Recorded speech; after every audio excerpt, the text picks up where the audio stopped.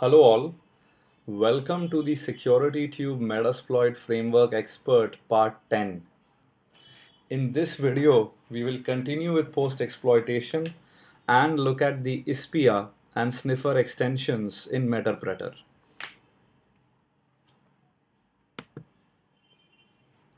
This video is part of the SecurityTube Metasploit Framework Expert course and certification.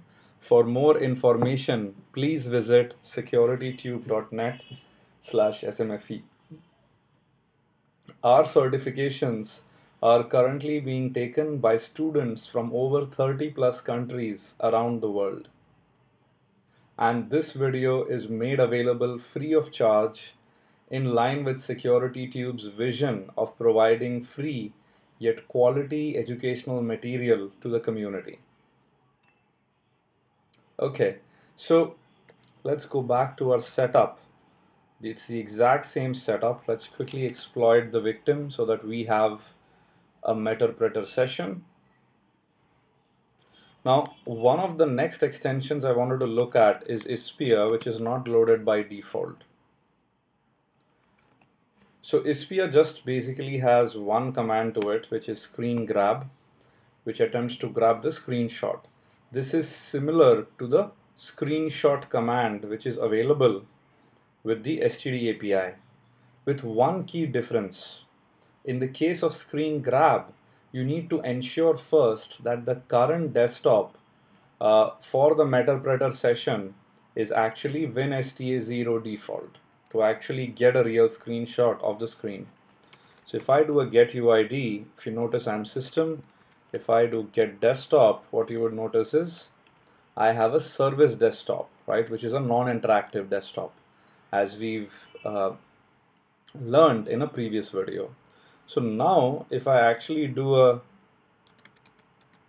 screen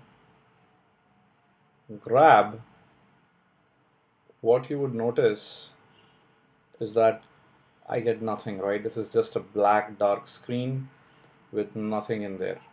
And the reason, as I mentioned, is the fact that our current desktop is a service desktop rather than WinSTA0 default. So here is what I'm going to do. I'm quickly just going to go ahead and migrate to a process explorer which would have access to the current interactive desktop. Now there are other commands like set desktop, but what I've seen in my experience is they aren't that stable at times. But as I said, this is my experience. So now our desktop is WinSTA0 default, perfect.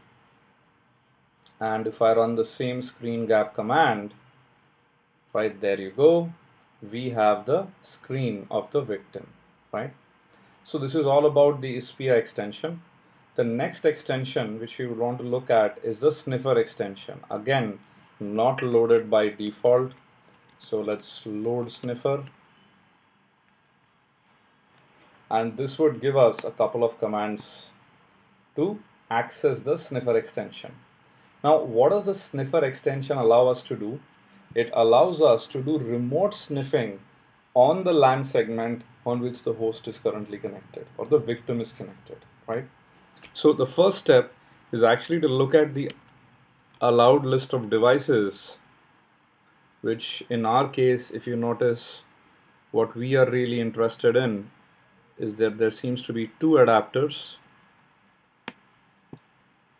Only adapter 1 seems to be enabled and available for use, right? So let's start the sniffing, and to start the sniffer you will need to mention two things. One is the interface ID and the other is the packet buffer size, right? Now if this were a Linux machine which had POSIX compatibility, then you could also have mentioned a BPF or a Berkeley packet filter, which would allow you to only look at packets you're interested in. Unfortunately, this is not possible on Windows currently. So we have sniffer underscore start, interface ID is 1, which is this interface. And let's give a packet buffer of size 1024, right? So it says sniffer has started. Now, if you want to monitor the statistics, you can just hit sniffer stats with the interface ID. And if you notice, currently it says there are 0 packets. Now let me just generate some packets by pinging the remote system.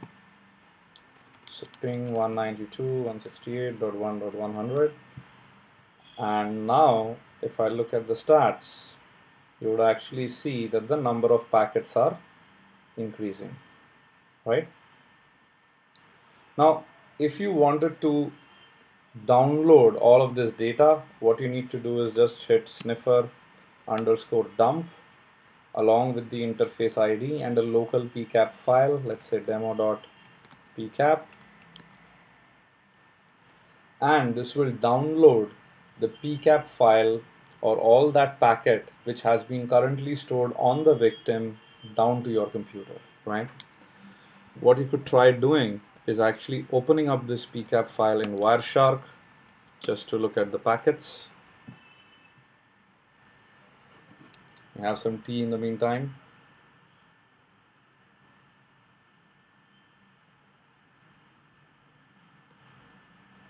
Right, and there you go. As expected, we see the ICMP ping request responses along with one additional packet. It seems to be a packet which Windows machines seem to send quite a lot, right? Using protocol browser. Okay. Now, if you want to stop the sniffing, because what you would see is that the sniffing would indefinitely continue if you do not stop it, right? Of course, you would need more packets, but you could actually stop the sniffer by using sniffer underscore stop, and this would stop it, and you can give an interface ID. What this also amazingly means is that you can start sniffing on multiple interfaces at the same time, download capture files for each of these interfaces separately, and then also stop the sniffing on different interfaces separately. Why is this helpful?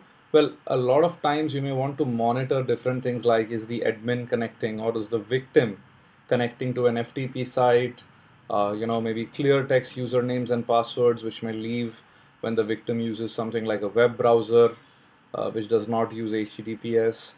A lot of this activity can be captured by simply sniffing on the local interface, right?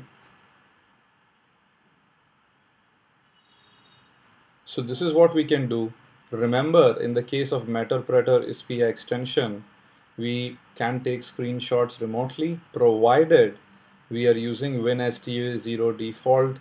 Explorer.exe is a good bet, and always check using get desktop before you use STD, before you use the Ispia extension. Sniffer extension, well, has some rudimentary support for filters, but typically only on Linux-based systems. Unfortunately, on Windows, this does not work, so you're going to get all packets which go off on the wire. That's all for this video. Thank you very much. This video is part of the SecurityTube Metasploit Framework Expert series. So have a look at securitytube.net/smfe if you would like to subscribe to this courseware. For those watching this video on SecurityTube, please leave your comments behind, as this is what keeps us going to keep contributing to the free education movement here on SecurityTube. Thank you. Have a great day.